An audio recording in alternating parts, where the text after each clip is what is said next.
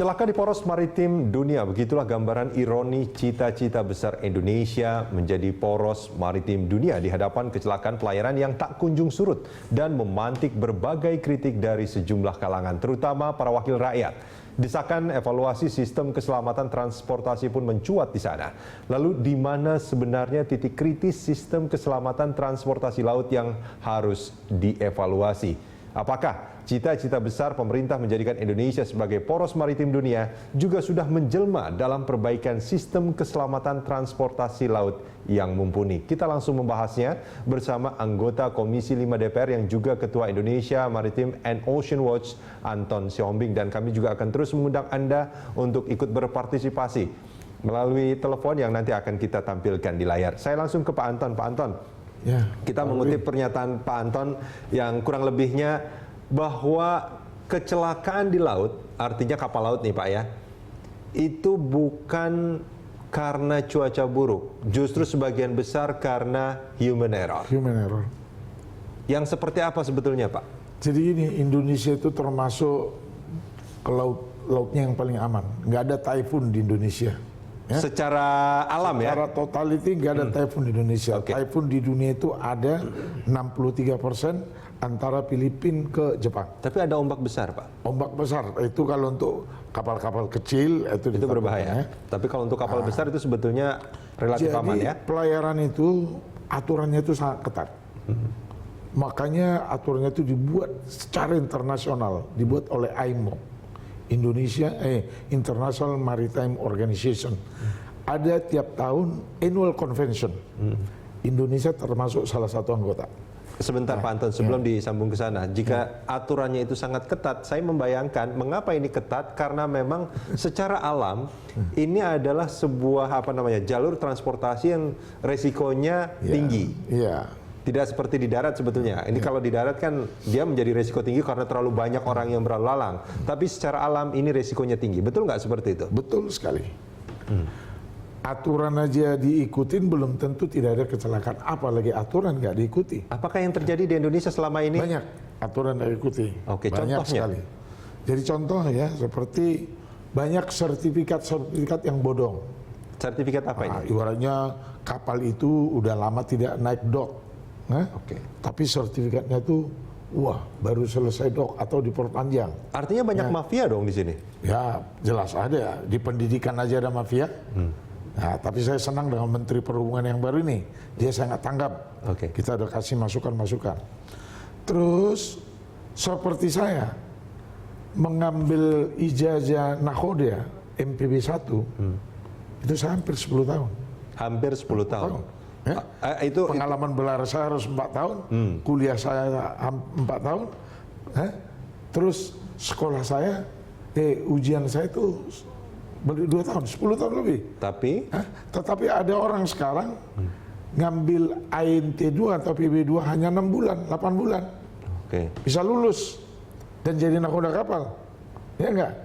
Semua tuh pakai duit. Ini Menteri Perhubungan tanggap. Ini Pak Anton ketika mengatakan semua pakai duit, ini sebetulnya ada menjadi rahasia umum seperti itu atau udah rahasia? Atau ada bukti-bukti yang juga sempat udah pernah dilaporkan ke polisi bahwa ini mengelola ijazah umum, tetapi sekarang masih berlang-lang buana di pendidikan. Kenapa begitu?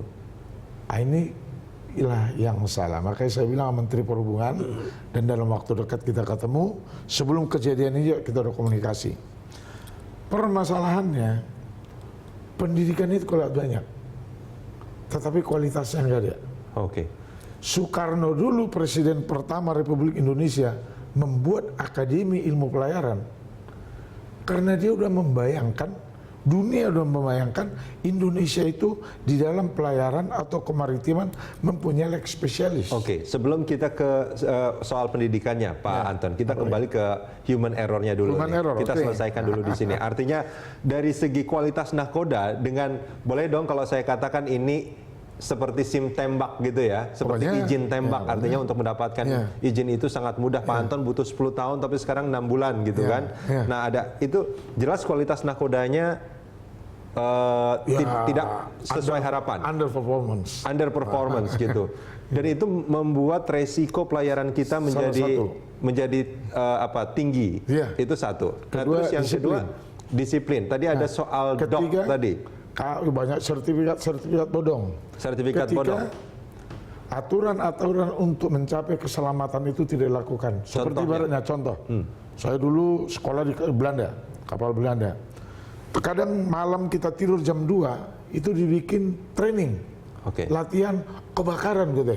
Kita lari seperti ada kebakaran, padahal nggak ada kebakaran. Cuman tahu kita simulasi pos kita di mana. Di Indonesia nggak pernah dilakukan itu. Tidak pernah dilakukan. Nah, jarang. Satu. Kedua, itu artinya kan kesigapan krunya itu kan jadi kurang terlatih. Bang Rudi, kapal itu berangkat, ada port authority, ada sah bandar, ada security-nya, draftnya itu dicatat. Tapi terkadang banyak petugas kita di pelabuhan yang menjadi sah bandar secara hukum tidak mengetahui kapal. Sedangkan STCW mengatakan, standar training sertifikat watchkeeping mengatakan semua kru yang ada di dunia ini harus mengikuti standar tersebut. Pelaut Indonesia masih termasuk sedikit yang masuk standar tersebut, apalagi yang mengkontrol. Jadi Menteri Perhubungan ini udah mau merubah di pelabuhan-pelabuhan itu orang yang benar mengetahui kapal. Coba kapal kayak Rafalia berangkat, dicek nggak muatannya? Ini yang terakhirnya kecelakaan. Nah, itu menurut saya, nanti yang mutusin itu KNKT menurut saya bahwa itu overdraft. Artinya ini kan sebetulnya atas analisa Pak Anton. Pak Anton juga pergi ke sana kan? Saya udah tahu, saya tahu. Dulu juga kapal 3 bulan yang lalu yang tenggelam di Surabaya juga, itu juga gitu. Kapal wajib pandu. Pandunya mungkin naik tanda tangan, lapor ke Atpel ada pandu, kapalnya berlayar tanpa pandu. Kapalnya berlayar di luar alur. Itulah yang saya katakan dapat ijazah hanya 7 bulan, ANT 2. Saya udah katakan dan Menteri udah agree.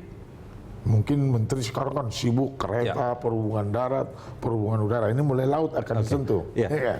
Nah, sebelum ke menterinya, soal Rafalia 2 tadi, analisanya Pak Anton itu.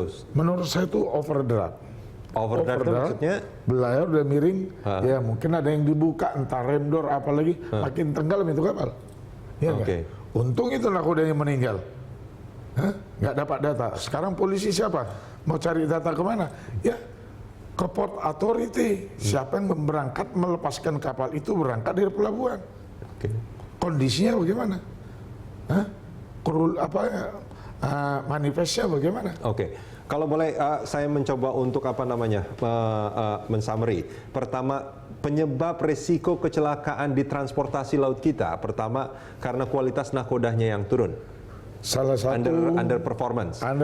Terus kemudian dari segi kapalnya sendiri yang harusnya naik dock, naik dock. Ibarat kalau naik dock biayanya 1 miliar. Ini kalau transportasi umum darat itu kayak ujikir kayak gitu, Pak. Ya tiap tahun itu kan ada annual dock, ada yang harus dock. Itu tidak dilakukan. Daripada buang uang 1 miliar, ya diatur aja jalur belakang sehingga nggak naik dock. Mungkin 100 juta artinya cuma 10%-nya. Demikian juga alat-alat keselamatan kan pemilik kapal kan mencari untung saja. Nah itu dia soal alat keselamatan. Yang terpikirkan adalah pelampung misalnya. Itu jumlahnya harus sesuai dengan manifest atau gimana sebetulnya, Pak? Alat pelampung itu harus mampu, bahkan harus lebih dari penumpang yang ada. Ini kalau kita melihat kejadian yang kemarin kan banyak orang yang nggak pakai pelampung jadinya tuh. Itu mungkin udah karena kejadian sangat mendesak ya. Bayangkan pelayaran dekat saja bisa ada kecelakaan. Apalagi itu termasuk faktor karena dekat, semua pandang enteng, tidak memeriksa aturan. Seperti ini saya dengar, itu di luar aturan. Nakhoda mualimnya itu membagi duty itu, tugas itu per hari. Hari ini tanggung jawab nakhoda, besok tanggung jawab mualim satu. Itu nggak boleh.